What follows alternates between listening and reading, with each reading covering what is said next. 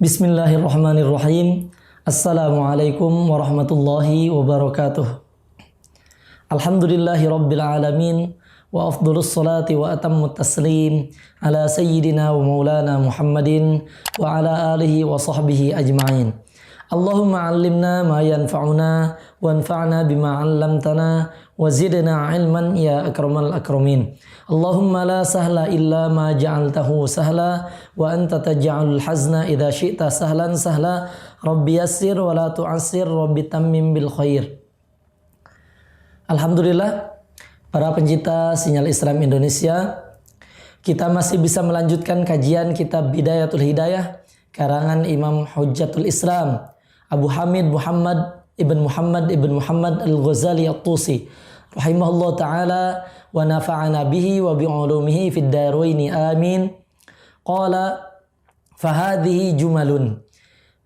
Ini adalah perkataan-perkataan dan ini yang disebutkan. Apa yang disebutkan? Sebetulnya kita telah membahas tentang cara menghindari maksiat secara zahir. Ada pintu-pintu kemaksiatan yang 7 telah kita terangkan, dan setelah ini fahadhihi jumalun mimma yanbaghi an tahfadhu anhu jawarihuka adh-dhahirah. Dan inilah sebagian yang harusnya kita jaga dari anggota tubuh kita secara zahir. Kita jaga mata kita, pandangan, kita jaga telinga kita, jaga lisan kita, jaga perut, jaga faraj atau kemaluan, juga jaga kaki dan jaga tangan. Memang ada yang mengatakan memang secara di buku seakan-akan mudah saja kita menerapkan penjagaan mata saja misalkan, tapi secara praktek mungkin tidak semudah itu.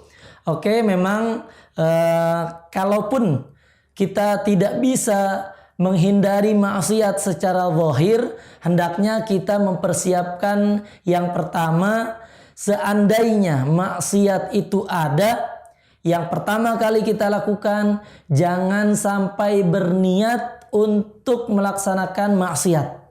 Jangan sengaja. Yang kedua, ketika bermaksiat, jangan sampai menceritakan kepada siapapun. Kalau kita sudah tahu itu adalah satu kemaksiatan, jangan menceritakan kepada orang, siapapun itu. Atau malah jangan berbangga. Karena ada orang yang bangga dengan maksiatnya kemudian diceritakan. Tidak. Tutupi sebagaimana Allah Subhanahu wa taala menutupi aib-aib kita, maka kita tutupi kemaksiatan kita juga. Kemudian yang berikutnya, maka kita harus berusaha. Ini amalan-amalan hati sebetulnya. Yang pertama, mengakui memang itu adalah satu dosa, maka kita bertaubat kepada Allah Subhanahu wa taala. Jangan sombong, jangan merasa angkuh sehingga kita tidak merasa berbuat dosa. Mengakulah kepada Allah Subhanahu wa taala bahwa saya memang belum bisa meninggalkan dosa ini, sehingga kita tahu itu dosa, terus kita berusaha meminta ampunan dari Allah Subhanahu wa taala. Ini amalan-amalan batin, maka kita juga perlu setelah ini, seperti halnya yang akan dilanjutkan oleh Imam Al-Ghazali rahimahullah ta'ala, ada amalan zahir yang telah dijelaskan, wa a'malu hadhil jawarih innama tatarasyahu min sifatil qalbi. Sesuatu yang kita ucapkan yang dulu pernah diterangkan tentang amalan-amalan zahir, itu sebetulnya sebagai satu pendahuluan dari sifat di dalam hati. Jadi kalau di hatinya bagus, tentu yang akan dia keluarkan yang bagus pula. Kalau misalkan kenapa secara zahir kok masih belum bagus? Mungkin ada yang salah di hatinya. Fa idza aradta hifdzal jawarih fa 'alaika bi tathhiril qalbi fa huwa taqwal batin. Maka kalau kita ingin membetulkan, menjaga yang zahir kita, maka kita harus berusaha mensucikan batin kita, mensucikan hati kita, dan itulah yang disebut dengan takwa batin. Kita telah sebutkan takwa itu takwa zahir dan ada takwa batin. Wal qalbu huwal mudghatu allati idza salahat salaha biha sairul jasad wa idza fasadat fasada biha sairul jasad. Dan hati ini satu gumpalan daging yang apabila baik maka baiklah seluruh jasad, dan apabila jelek maka jeleklah seluruh jasad. Sebagaimana kita mungkin mendengar kalau para dokter mengatakan ini secara medis, kalau misalkan hati seseorang itu jelek, maka ketika makanan masuk dia tidak bisa menimbang lagi mana yang baik mana yang buruk. Demikian juga kita secara batin di dalam hati, kalau kita terjemahkan hadisnya, maka ketika hati kita baik, maka yang akan keluar dari jawarih kita, dari anggota tubuh kita, maka suatu yang baik. Kalau hati kita jelek, maka yang keluar dari anggota tubuh kita akan melakukan hal-hal yang jelek. Fashtagil bi islahihi litasluha bihi jawarihuka. Maka kita harus berusaha sibuk untuk memperbaiki hati agar anggota tubuh kita melaksanakan agar anggota tubuh kita baik secara zahir. Wa salahuhu yakunu bimulazamatil muraqabah, dan baiknya hati harus dengan terus diperhatikan bagaimana hati ini agar tidak bermaksiat. Maka dari itu Imam Al-Ghazali menuturkan al-qawlu fi ma'asil qalbi, perkataan dalam maksiat hati. Artinya di sini bagaimana tips and trick, bagaimana hati kita agar terbebas dari maksiat hati. I'lam, pertama ketahui dulu anna sifatil madmumati fil qalbi kathiratun. Sifat yang jelek yang tercela di dalam hati itu ada banyak. Wa tariqatu tathhiril qalbi min radha'iliha tawilatun, dan cara mensucikan hati dan cara mensucikan hati dari yang jelek-jeleknya hati itu sangat panjang ceritanya. Wasabilul ilaji fiha ghamid, dan cara menyembuhkan hati itu lebih sulit. Beda dengan kita memperbaiki zahir. Zahir bisa saja di depan orang kita baik, tapi di hati belum tentu. Karena hati tidak bisa dibohongi, padahal hati itu tempatnya Allah Subhanahu wa taala menilai kita. Wa qad indarasa bil kulliyati ilmuhu wa amaluhu li ghaflatil khalqi an anfusihim wasytighalihim bizakharifid dunya. Dan karena sangat sulit cara penyembuhan ini, akhirnya ilmunya, amalnya ditinggalkan. Kenapa? Karena orang-orang lupa akan dirinya dan dia sibuk dengan urusan dunia. Seakan-akan kita itu lupa yang dibetulkan itu yang zahir saja. Bahkan yang zahir juga terkadang urusan dunia saja yang kita betulkan. Kita sibuk mengurusi rumah kita, sibuk bagaimana kita agar hidup bahagia, tapi kita lupa bagaimana agar di akhirat nanti yang kekal abadi bahagia. Kita sibuk membetulkan yang zahir, oke, bagus dengan sholat, bukan tidak baik, tapi betul memperbaiki sholat, betul memperbaiki puasa.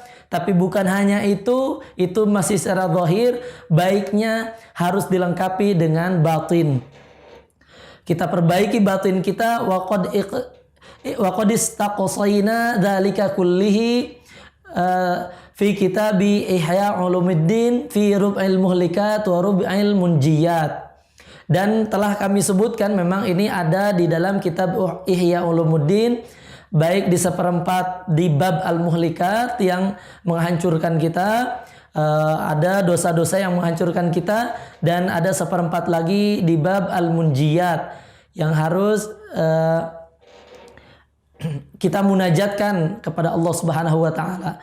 Walakinnana nahdzaruka al-an thulutsan min khaba'ithil qalbi. Tapi kita akan Imam Al-Ghazali akan membacakan kepada kita sebagai peringatan sepertiganya saja dari kejelekan-kejelekan hati. Ini disebutkan 3 saja. Wahia al-ghalibatu ala mutafaqqihatul asri lita'khudha minha hidraka fa innaha muhlikatun fi anfusiha. Dan ini sudah disepakati oleh para ulama bahwasanya inilah yang harus dijauhi karena inilah yang merusak secara dirinya sendiri. Artinya akan merusak diri kita jika tidak dihindari. Wahia ummahatun lijumlatin minal khaba'ith siwaha. Dan ini sebagai sumber, seakan-akan ibunya, jadi sumber kejelekan bagi kejelekan hati yang lain. Apa saja yang 3 ini? Wahia al-hasadu war-riya'u wal-ujbu. 3 ini aja saja yang dibahas oleh Imam Al-Ghazali dalam kitab ini, yaitu hasad, riya, dan ujub. Hasad, iri dengan orang lain, riya, ingin dilihat orang lain, dan ujub adalah ta'ajub, sombong dengan diri sendiri. Fajtahid fi tathiri qalbika minha, maka berusahalah untuk membersihkan hatimu dari 3 hal ini. Fa in qadarta 'alaiha fata'lamu kaifiyatal hadri min baqiyatiha min rub'il muhlikat. Kalau kamu bisa ini bagaimana cara membenarkan 3 ini, bagaimana cara menghindari 3 hal ini, maka kita akan dapat menghindari yang sisanya yang lain. Fa in ajazta an hadza fa anta an ghairihi a'jaz. Kalau kita dalam 3 hal ini saja kita tidak bisa menghindarinya, maka penyakit-penyakit yang lain kemungkinan besar tidak mampu lagi untuk menghindari penyakit-penyakit hati yang lain. Wala tadhunnanna annaka taslam biniyatin shalihatin fi ta'allumil ilmi wa fi qalbika syai'un minal hasad war riya wal ujubi. Jangan dikira ketika kita dengan niat yang baik kita belajar, tapi di dalam hati, walaupun niat baik dalam belajar, tapi di dalam hati kita masih ada hasad, iri dengan orang lain, riya, ujub, itu tidak akan benar. Wa qad qala sallallahu alaihi wasallam thalathun muhlikatun syuhun muta'un wa hawan muttaba'un wa i'jabul mar'i bi nafsihi. Ada 3 hal yang merusak. Yang pertama, pelit yang dipatuhi, kemudian hawa nafsu yang diikuti, dan sombongnya seseorang terhadap dirinya sendiri, takjub terhadap diri sendiri. Ammal hasadu. Sekarang kita akan membahas satu persatu dari penyakit atau sumber penyakit hati. Yang 3, yang pertama al-hasadu. Ammal hasadu, yang pertama al-hasad adalah mutasya'ibun minasyuhi. Hasad itu bersumber dari pelit. Nah, hasad bersumber dari pelit. Hasad itu memang salah satu cabang dari sifat pelit. Kenapa? Fa innal bakhil huwallazi yabkhulu bima fi yadihi ala ghairihi. Orang yang pelit itu kita katakan dia pelit terhadap yang lain, apa yang ada di tangannya. Jadi pelit terhadap orang lain, dia punya, tapi tidak mau memberikan kepada orang lain. Sedangkan wasyahihu, dan orang yang pelit, ini ada 2 versi pelit ya, ada al-bukhlu, ada asyuhu. Jadi al-bakhil orang yang pelit, asyahih orang yang pelit. Sama, tapi di sini asyahih huwallazi yabkhulu bi ni'matillahi ta'ala wa hiya fi khazaini qudratihi ta'ala la fi khazainihi. Dia pelit dengan nikmat Allah Subhanahu wa taala, padahal itu berada di genggaman Allah Subhanahu wa taala. bukan yang dia miliki gitu.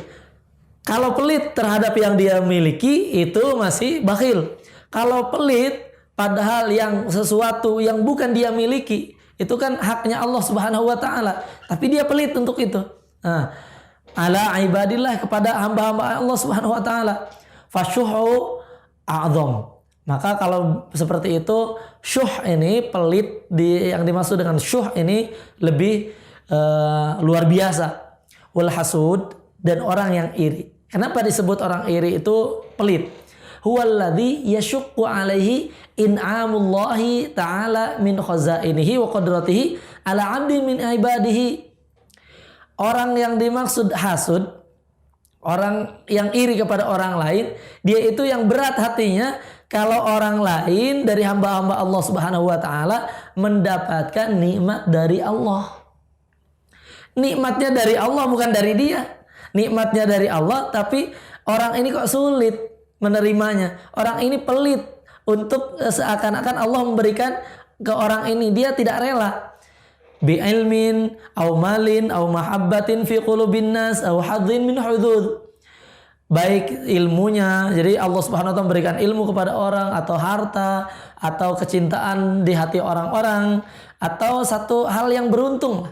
Dia mendapatkan satu hal yang beruntung. Kenapa dia tidak rela gitu orang lain mendapatkan keberuntungan itu? Padahal itu milik Allah Subhanahu wa taala, bukan punya dia. Hatta innahu la yuhibbu zawaliha anhu wa in lam yahsul lahu bidzalika syai'un min tilka ni'mah. Sampai dia itu sungguh inginnya nikmat itu hilang dari dia, padahal dia saja belum tentu mempunyai nikmat itu. Jadi dia belum mempunyai nikmat itu, cuma ingin nikmat Allah Subhanahu wa taala yang diberikan kepada orang itu ingin hilang. Fahadza muntaha al-khabth. Ini sungguh jelek yang sudah level tinggi. Falidzalika qala Nabi sallallahu alaihi wasallam, al-hasadu ya'kulul hasanati kama ta'kulun narul hatab. Maka dari itu Rasulullah SAW bersabda, hasad, iri itu memakan kebaikan-kebaikan sebagaimana api memakan kayu bakar. Jadi mudah sekali.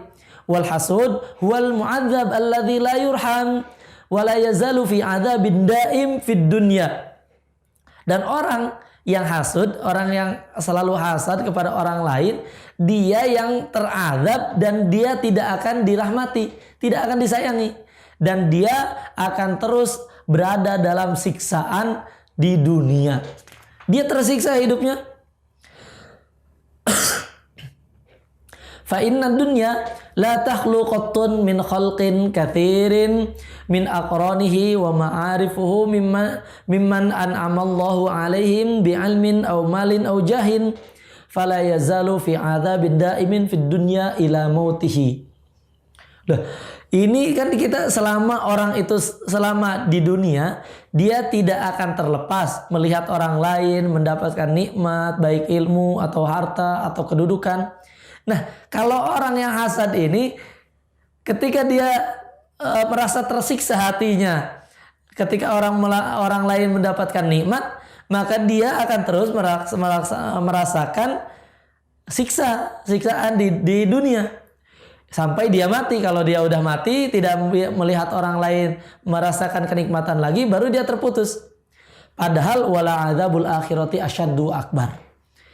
Azab di akhirat itu lebih pedih dan lebih besar. Kita lihat siksaan saja di dunia saja, orang yang hasud itu, orang yang iri dengan orang lain, dia tersiksa hidupnya. Apalagi nanti di akhirat. Na'udzubillah, tsumma na'udzubillah. Bal la yasilul abdu ila haqiqatil imani ma lam yuhib lisairil muslimin ma yuhibbu li nafsihi. Dan seorang itu bahkan tidak akan sampai kepada hakikat iman selama dia tidak mencintai orang lain seperti halnya dia mencintai dirinya sendiri. Kalau dia sudah merasakan nikmat ketika orang lain merasakan nikmat, dia suka ketika orang lain suka, maka dia sudah mendapatkan hakikat iman. Tapi ketika dia tidak suka orang lain mendapatkan nikmat, maka bisa jadi dia ada haqad, ada hasad, di hatinya terdapat iri. Bal bagi an yusahimal muslimin fis sarra'i wad dharra. Tapi seharusnya kita bersaham atau berusaha untuk bersama-sama, selalu bersama orang muslim, baik dalam keadaan bahagia maupun dalam keadaan susah. Fal muslimuna kal bunyani al wahid yashuddu ba'dahu ba'dahu. Yashuddu ba'dahu ba'dahu. Muslim itu kan seharusnya menjadi satu bangunan yang saling menguatkan satu sama lain. Wa kal jasadil wahid idza ishtaka minhu 'udwun ishtaka sairul jasadi. Sebagaimana muslim itu seperti satu tubuh. Kalau misalkan satu tubuh mengeluh akan rasa sakit, maka anggota tubuh yang lain harus merasakan seperti halnya anggota tubuh yang sakit. Fa in kunta la tusadifu hadha min qalbika fashtighaluka bi talabit takhallusi min al-halaki ahammu min istighalika bi nawadiril fulu'i wa ilmul khusumat. Dan kalau seperti ini, kita kalau misalkan merasakan di hati ini kok belum tergerak untuk ini, belum tergerak seperti halnya Rasulullah sampaikan, muslim itu harus seperti satu jasad, seperti satu bangunan. Kalau kita belum tergerak seperti ini, seakan-akan tinggalkan sajalah, belajar yang lain. Belajar buat apa sekarang belajar perdebatan, belajar ilmu yang lain kalau misalkan ilmu amalan seperti halnya mencintai muslimin yang lain tidak diamalkan. Itu orang berarti tidak mendapatkan hakikatul iman. Maka kita harus berusaha menghindari penyakit-penyakit hati. Ini terutama yang telah kita bahas adalah penyakit hasad, agar kita terbebas dari maksiat hati, supaya kita lebih bisa lagi takwa baik secara zahir maupun secara batin. Dengan ini Allah Subhanahu wa taala pantaskan kita menuju surganya Allah Subhanahu wa taala. Hadanallahu wa iyyakum ajma'in. Tsumma assalamu alaikum warahmatullahi wabarakatuh.